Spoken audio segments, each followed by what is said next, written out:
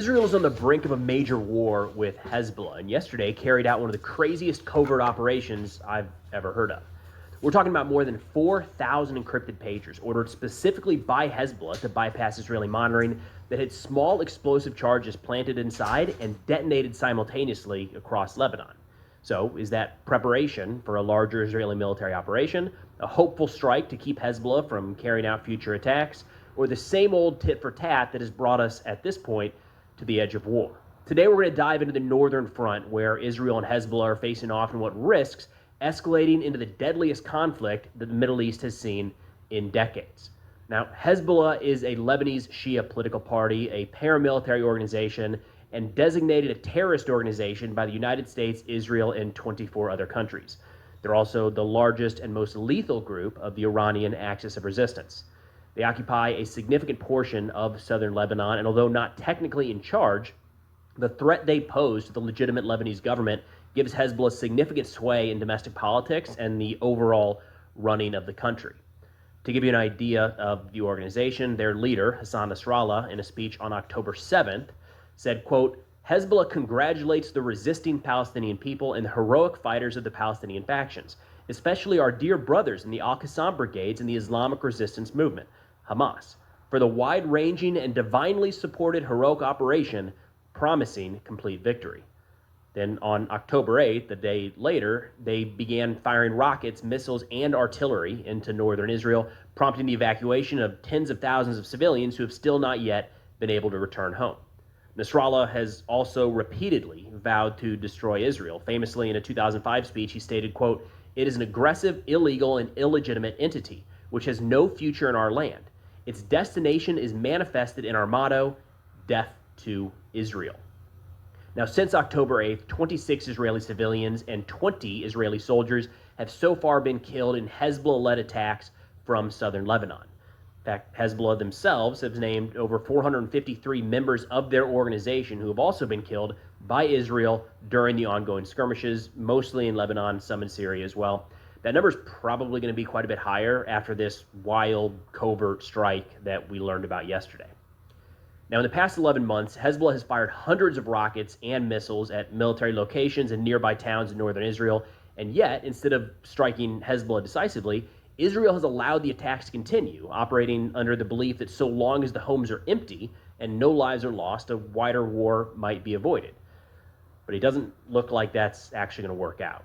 I mean, it's not just the casualties and damage adding stress to the situation right now. An estimated 96,000 Israelis and 110,000 Lebanese have been displaced from the border area.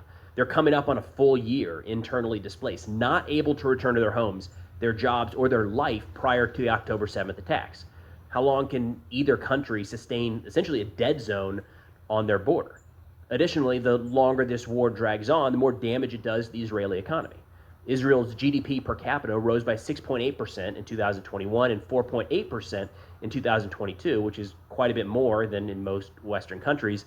But then it contracted by 4.1% in the weeks after the October 7th attacks, and the downturn continued into 2024, falling by an additional 1.1% and 1.4% in the first two quarters. Additionally, it's estimated that up to 60,000 Israeli companies may have to close in 2024 due to staffing shortages, supply chain disruptions, and waning business confidence, while many companies are currently postponing new projects. And if all of that wasn't enough, Hezbollah is attempting to assassinate senior Israeli officials. Just this week, on Tuesday, the Shin Bet, Israel's domestic security service, said that they had prevented an attack targeting a former senior official in Israeli security establishment that was planning to be carried out in the coming days. The Shin Bet said that agents uncovered a Claymore explosive device equipped with a remote activation mechanism with a camera and cellular technology, which it said could allow it to be activated by Hezbollah from Lebanon. And in fact, just earlier today, Israel confirmed that the target was former Defense Minister and IDF Chief of Staff Moshe Elan. Now, overall, Israel doesn't have a lot of good options. Hezbollah has stated that it'll continue its attacks until the war in Gaza ends, yet any sort of ceasefire between Hamas and Israel appears increasingly unlikely. As a result, the status quo of daily rocket fire into northern Israel continues to drag on. Now, on its own, Hezbollah does pose a pretty significant threat to Israel and broader regional security. Hezbollah is estimated to have an arsenal of around 150,000 rockets and missiles and is believed to have the ability to fire up to 5,000 projectiles a day in the early stages of a war. Israel's missile defense systems, as sophisticated as they are, would pretty quickly be overwhelmed. There just aren't enough interceptors to shoot down that many munitions.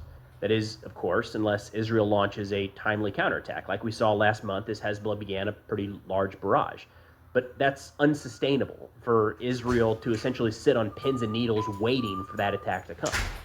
Unfortunately for Israel, they can't afford to put all their eggs in one basket and dedicate too many resources to go after Hezbollah. They've just got too many open fronts right now, putting their country and their citizens. Like the Germans. For instance, this past Sunday, the Yemen-based Houthis launched a missile that landed in central Israel, setting off air raid sirens at Ben Gurion International Airport. An Israeli military official said that that specific missile was hit by an interceptor and fragmented in the air. Missile pieces landed in fields near a railway station. There were no direct casualties, but apparently 9 people were injured as they were seeking cover. Now, the Houthis have regularly tried to strike Israel, but most have been intercepted over the Red Sea. This missile strike, however, is the second time an attack has penetrated Israeli airspace. That Houthi threat isn't going away anytime soon. There's also been an increase in violence and Israeli military operations in the West Bank. In fact, during a government meeting earlier this week, Israeli Defense Minister Yoav Gallant and top security officials presented a situation update on the West Bank, which they described as at a critical breaking point. Gallant and security officials warned that if no immediate changes were made, a serious security escalation could result in hundreds of Israeli casualties. And, of course, there's the ever-present concern that Iran will at some point actually respond to the July 31st assassination of Ismail Haniyeh in Tehran. I mean, they pledged to avenge his death, really hyped it up, but we still haven't really seen anything, at least not yet. They're planning. One more area that Israel has to just be constantly worried about. Now, turning to yesterday's covert operation that we'll call Operation Pager Detonation, because there's no official name at this point. So yesterday, news started coming out of Lebanon that pagers were exploding. Yes, you heard that correctly. So Hezbollah has shifted away from cell phones because they were worried about these devices being hacked and communications intercepted by Israel. I guess the move then was to these pagers. Anyways, what we know so far, which is limited because this was a covert operation that isn't being claimed by Israel at this point, is that Hezbollah had a new batch of pagers that they distributed across their organization. Then yesterday afternoon in Lebanon, as many as 4,000 of these devices detonated simultaneously, causing quite a few casualties. Now, the footage here is pretty graphic. I'm not going to show any of it in this video, but it's pretty easy to find. We're seeing a lot of people missing hands or with mangled hands, lots of bloodied faces, and some with chunks entirely missing from their side, kind of right where the pager would have been on their belt or their pocket. Now, this looks like more than just forcing the device to overheat, causing a battery to blow up. Some of the blasts shown on camera and the results in various pictures and videos really make it look like there was some sort of small explosive charge placed inside of these devices that was then triggered remotely. Turning to some official statements here, Hezbollah yesterday put out a note saying, quote, at approximately 3:30 p.m. on Tuesday, September 19th, a number of message receiving devices known as pagers exploded, which were owned by a number of workers in various Hezbollah units and installations. These explosions, the causes of which are still unknown, led to the martyrdom of a girl and 2 brothers, and the injury of a large number of people with various injuries. After examining all of the facts, current data, and available information about the sinful attack that took place this afternoon, we hold the Israeli enemy fully responsible for this criminal aggression, which also targeted civilians and led to the deaths of a number of martyrs and the injury of a large number with various wounds. Later yesterday, a Lebanese security source told Al Jazeera that the Hezbollah pagers that exploded earlier were imported to Lebanon just 5 months prior. In fact, that same report said that the I said 6 months ago, go figure. 20 grams of explosive material. Then in a separate report by the UAE-based Sky News Arabia, they claimed that the Mossad agents placed PETN, a powerful explosive material, on the batteries of the pagers and detonated them by raising the temperature. As of now, what we know in terms of casualty reports are 4,000 Hezbollah members injured, including as many as 18 high-ranking commanders. 400 of those 4,000 are in critical condition.